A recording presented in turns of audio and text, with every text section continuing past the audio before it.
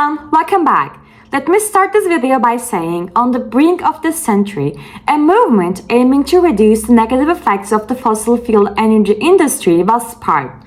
Acquiring tens of thousands of supporters in such a short matter of time, this movement grew spectacularly.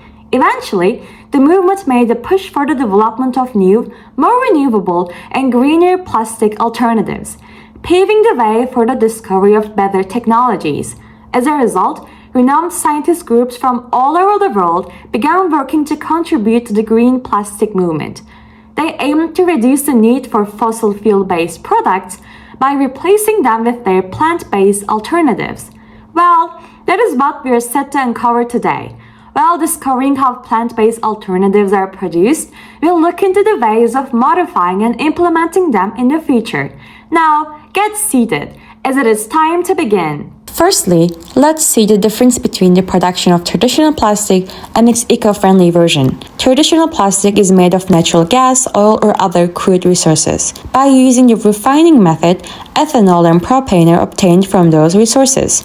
After this, they are treated with mass levels of heat, eventually starting a cracking process.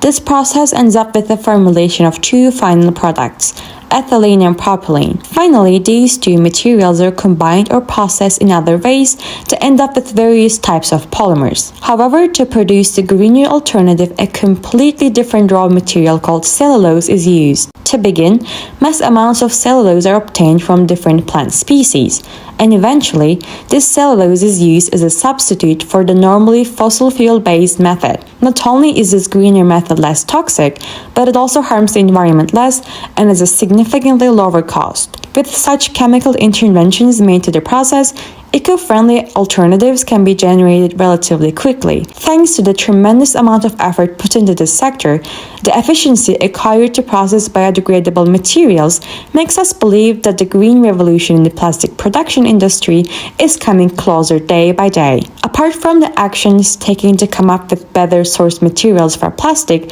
studies in the biopolymer chemistry branch focus on finding new ways of obtaining eco-friendly plastic sources. In other words, since most biopolymers, including cellulose, are primarily sourced from natural resources like plants or insects due to their accessibility and low cost, to preserve natural habitats, finding alternative ways of sourcing similar biopolymers is crucial. Despite not being directly related to the plastic sector, paper and paper alternatives are a great example of how chemistry can renovate the supply chain for the better. As you know, paper is produced by processing timber, which is mostly made up of cellulose.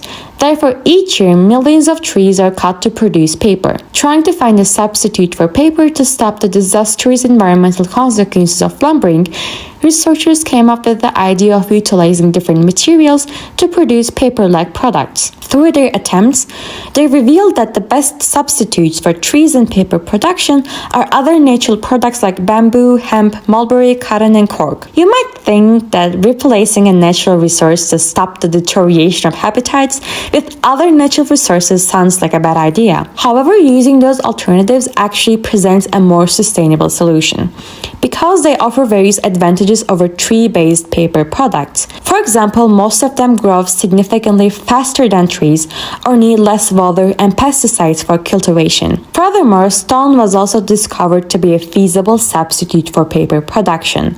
So feasible that you can find notebooks made with stone paper almost in any stationery.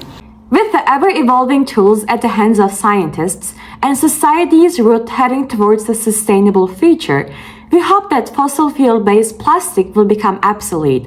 Hopefully, instead of calling oil-based plastic as the traditional plastic and cellulose-based ones the greener substitutes, we'll begin to recognize non-toxic and sustainably sourced plastic as the only plastic. Now, I would like you to think, what do you think will be accomplished in the future? Will we ever get to a point where producing eco-friendly plastic will be cheaper and more feasible? Well, we can assume that only time will know. Thanks for watching this video. As the HevCell Times team, we really appreciate it when you like our videos and subscribe to our channel. It really helps. Anyways, I think that it is time to end this video. For now, it was HevCell Times.